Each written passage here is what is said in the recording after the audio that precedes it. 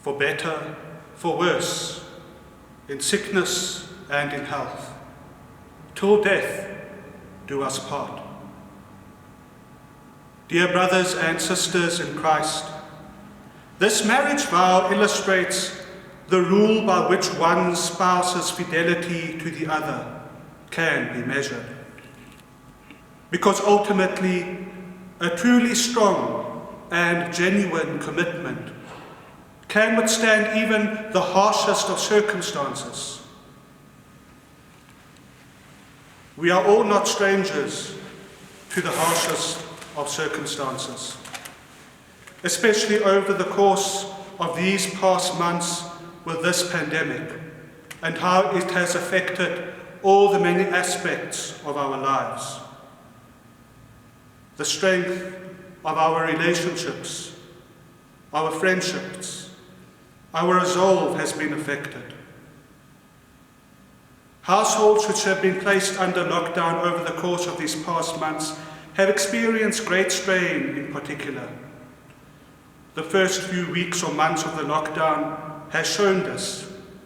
People that will not be normally with each other 24/7 throughout the whole day now find themselves with their spouses, with their children, with the rest of their family members, cooped up in one place the whole day. And so what has not been noticeable before has then become noticeable. Strain has begun to show in many relationships affected then in this pandemic. And perhaps our own personal resolve as well to remain faithful to our commitments has been affected. Perhaps we might be on the brink of losing our jobs. Our jobs are taking strain with added stress during this time. And perhaps we might ask ourselves the question, what is the point then? Why should I go on in these harshest of circumstances? But most importantly, how has our relationship with God fared during this time?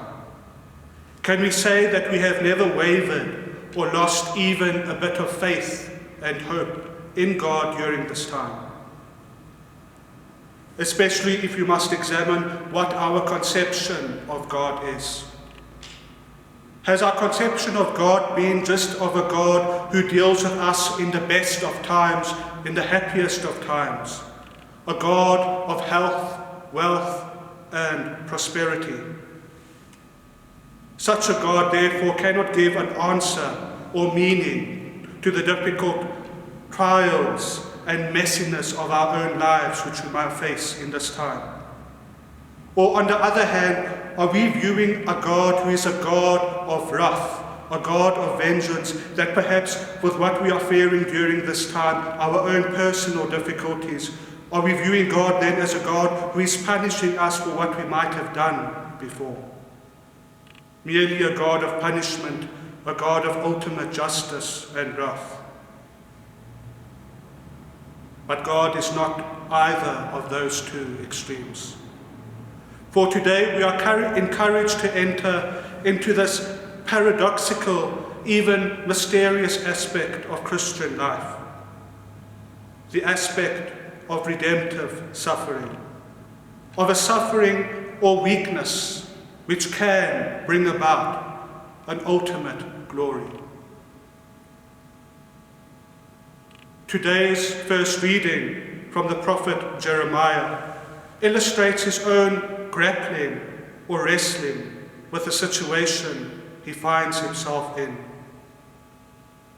His calling and mission to serve God had not been at all what he had expected. And he is quite frank with God about his experiences, even accusing God of having tricked him in the first place to follow him. O Lord, you deceived me, you tricked me, and I let myself be deceived. For Jeremiah's own preaching faithfully God's word had made him a reproach to the people, an object of scorn, an object of mockery. Truly, faithfully following God's way that he had set out for Jeremiah was supposed to have brought him immediate happiness. But Jeremiah is faced with a far more different situation. The truth he spoke, which he had received from God, had been unsettling to the people to whom he was preaching. Should he continue to be faithful then to God's word, or should he rather be faithful to man for the sake of his own convenience and comfort, not wanting to offend? For Jeremiah, faithfulness to God's word was bringing him suffering. He could easily have chosen to run away from his prophetic mission given to him by God, or somehow distort God's word in order to please man and avoid his own suffering.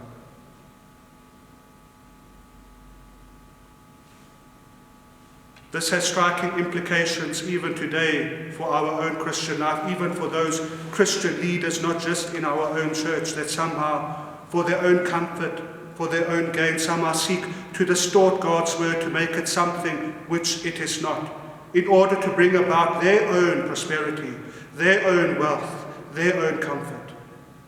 But that is not so. That is not the Christian way. That is not the way of faithfulness to God's word. And so, according to merely human standards, Jeremiah's decision should have been an easy one. Rather please the crowd in order to ensure your own happiness, comfort, and survival. But rather, Jeremiah faithfully preached God's word, even though it had made him a reproach to the people. And so then, only a truly strong supernatural conviction on the part of Jeremiah could have enabled him to withstand the difficulties and trials he was facing. It is better to be honest with God than to be unfaithful to him. And Jeremiah was indeed quite honest with God about his own predicament, accusing God, saying, God, why have you let this be so? But even so, his faithfulness to God had not wavered.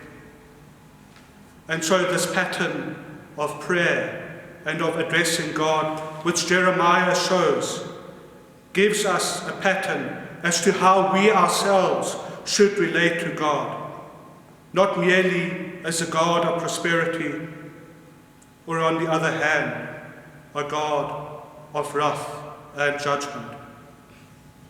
He addressed God, expressing his own anguish, but still with an underlying hope that God is indeed all good and all powerful, and that all things will in the end work out for the good for those who serve God. Jeremiah might not have understood his predicament, but he had a trust and hope with which he could remain faithful to God even in the midst of his difficulties. He managed to retain that divine outlook in his ministry and life. He had to leave behind that merely human outlook which cannot make sense of the mystery of suffering, which sees it as a curse from God, which views life merely in terms of having as much pleasure and comfort as possible. He had the divine outlook as opposed to the merely human outlook. And so we come to today's gospel reading, which places Jesus' messiahship and lordship precisely within the context of one who suffers. As a continuation of last week's gospel account, in which Peter, under divine inspiration, under a divine outlook, proclaims Jesus as the Christ, the Son of God. This gospel shows what Jesus' messiahship is exactly about: a glory and a redemption, which comes about precisely as a result of suffering. And so last week, while Peter may have gotten it all right when Jesus asked the question, "Who do you say that I am?" and Peter rightly answered under divine inspiration, "You are the Christ, the Son of the living God." Blessed are you, Peter, for flesh and blood has not revealed this to you, but my Father who is in heaven. How then, just a few moments later in Peter's conversation with Jesus, could he then have gotten it all so wrong? He had lost the sense of this divine outlook, of this divine inspiration of his previous utterance, and so he made the merely human utterance of saying, "God forbid, Lord, that you should have to undergo such suffering."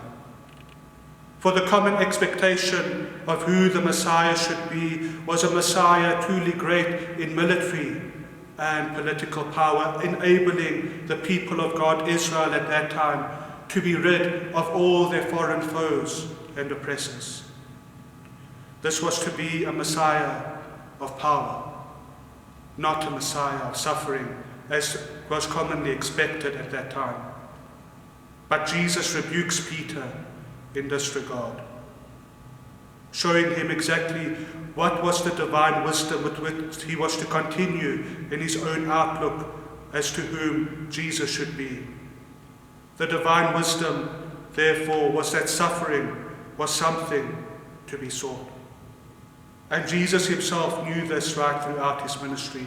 He knew that ultimate end goal of his ministry, the ultimate crowning jewel of his ministry, was to be his own passion, death, and resurrection, which was to take place then in Jerusalem. But Peter, as we saw, lost this divine wisdom, this divine outlook in mere moments. And Jesus then rebukes him, "Get behind me, Satan." This meaning, to get behind, simply means, okay, you have gotten it wrong now, but follow me. Follow me and learn what exactly it is to be the role of suffering, what you are to gain out of this, as I have gained and will gain through my resurrection. So therefore, share the suffering with me, and you will gain that ultimate prize, which is in heaven. Follow Jesus. Leave behind this old, negative, worldly view that death and ultimate life with God is not something to be sought. Rather, what that negative view was, that this life here is the all, be all and end all now of our existence. But Jesus is showing, seek something greater. Seek eternal life with God. And so what matters most is the eternal kingdom, which this life aims to build. The divine outlook, therefore, if it is kept in this life, can bear suffering, because there is indeed an ultimate victory, an ultimate hope towards which it can look forward. But the human outlook cannot bear this problem of evil, this problem of suffering, because the human will on its own merely seeks its own comfort.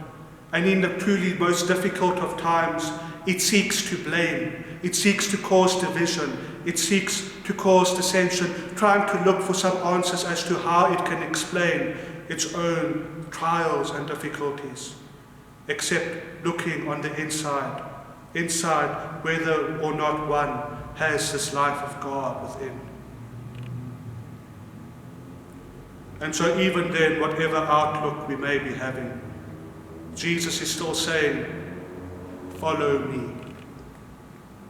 And we have to discern this voice of Jesus in every circumstance of our lives. Follow me. Are we discerning this voice of Christ? Follow me in what we are experiencing. We may be experiencing joys at the moment. Are we forgetting, therefore, that what is our ultimate destiny, what is our ultimate hope? Or are we experiencing difficulties in our work, in our jobs, our families, in our communities, that somehow we cannot make sense of it, but yet Jesus is still saying, follow me. For Christ in his own passion and death shows that he is a Christ, a Messiah, who is with us even in the messiest situations of our lives. We only have to merely imitate him, as Jesus had exhorted Peter to imitate him. And one final lesson then from this is when we look at this as Peter as a representative of the whole church, having been given by Jesus earlier the keys of the kingdom of heaven to head and lead the church. And it gives us a striking warning, gives us something that we should take heed of. What is our outlook and inspiration in our work in the church, whether in our various parish ministries, in our work as ordained people? What is our outlook? Are we working merely for our own satisfaction, for comfort, for wealth, for power even? Something which Pope Francis has been very much against, rather emphasizing this humble service of the other in imitation of Christ, who came to be served, who came to serve, not to be served. And so we take nourishment, we take strength then from our celebration of this Eucharist, this pledge of eternal life which will be given to us if only we remain faithful to God's word in our lives, knowing that our faithfulness to God is not in vain, but there is at the end this glory and this prize which we are already able to participate in this Eucharist, this foreshadowing of the heavenly banquet at the end.